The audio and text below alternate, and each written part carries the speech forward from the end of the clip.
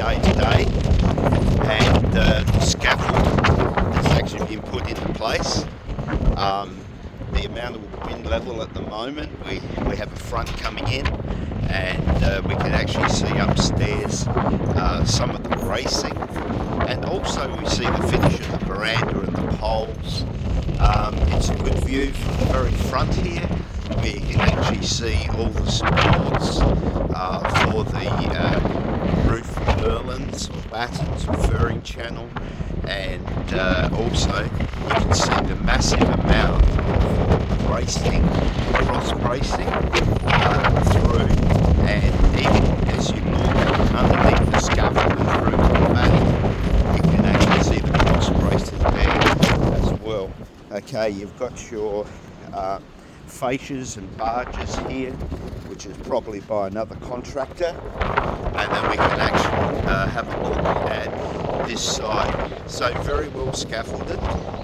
So you've got your valley boards, you can see them poking through, ready to actually be picked up by the fascia, and also we can see quite a few bits of cladding that are left. You've still got a pack there, and that's quite a lot to do.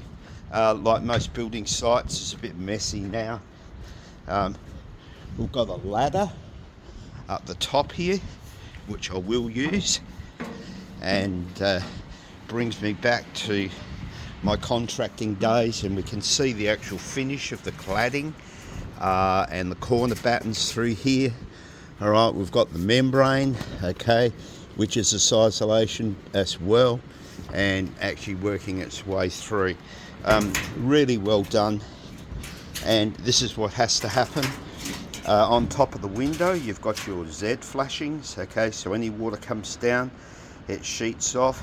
Interesting that they've cut them off short. Traditionally, they would normally go past 70 mil, but that's a bit of a pain. And then you can actually see through here the wind and the cladding. Looks nice. It's a very nice cladding. So there's your fixing right up there, okay, and then your next board goes over the top.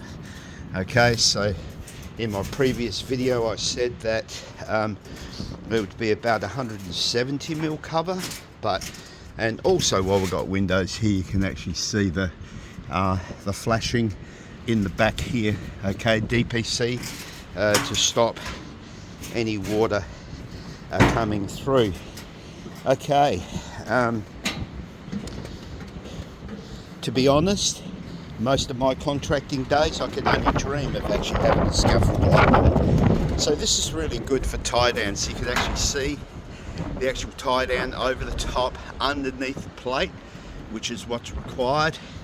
And here we have stud ties straight through here, okay, back to the other side, so actually use over the top. And this is actually just your corner detail, which then everything butts into. All right, you've not just got one tie down, you've got double, and this is in a void, so easy to put that in here. And here's our bracing again, two nails, absolutely brilliant. Okay, most of my career we would use 70 by 45 as roof battens or purlins, as they were called.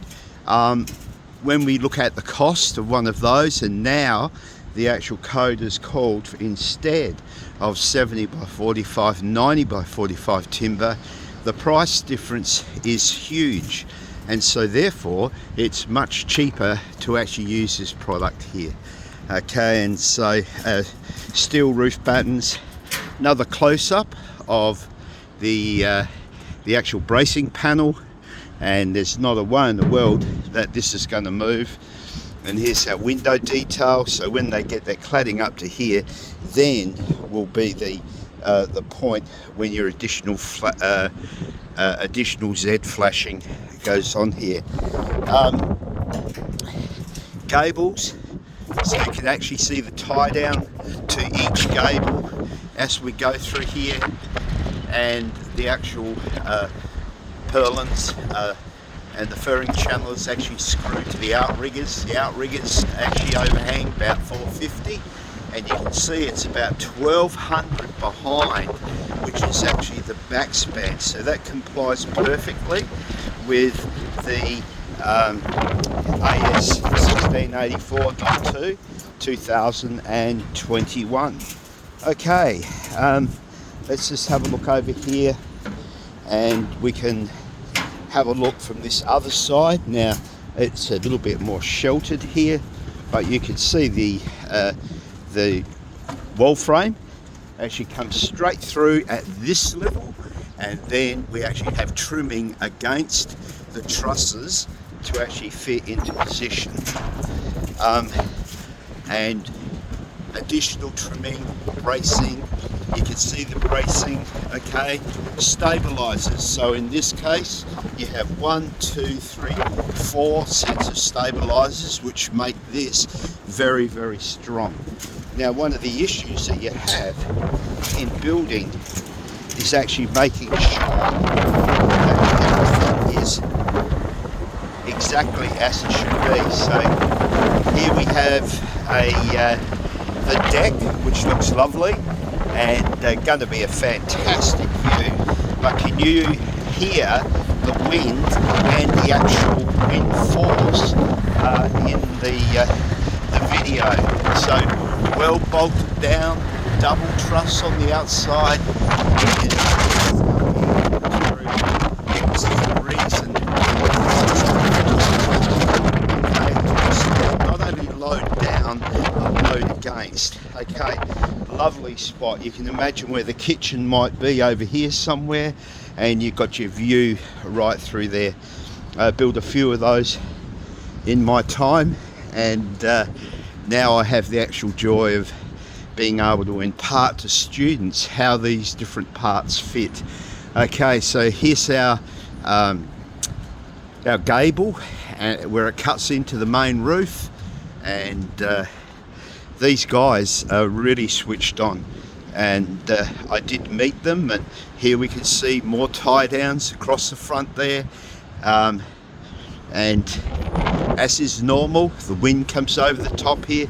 Very shallow truss, so therefore that means that there's less uplift over this side here. And often in the early days of Willunga, when I first came here, which is well over 38 years ago now, you would actually see many homes with roof sheeting missing off the back, not on the front. So all the tie downs be up the front, and they forget the key fact that most of our actual tie downs, okay, need to be covered all our way through. Double bracing again. Here's another close up. All right, and it looks like they use a rattle gun nowadays, and we can actually see the structure. Looks really good. This is the final video for this one. I want to put this into design timber frame homes, and that will be more used on next year, so next semester. So you can actually hear that wind, and it's just absolutely belting. And so I hope this has been beneficial. Here's a good point here. See the gap between the head and the window. So the window is really strong, and if there's any load or any settlement, it's not on top of the window, which is really good. Okay, I think that will do.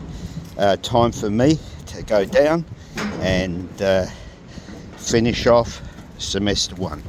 Thank you.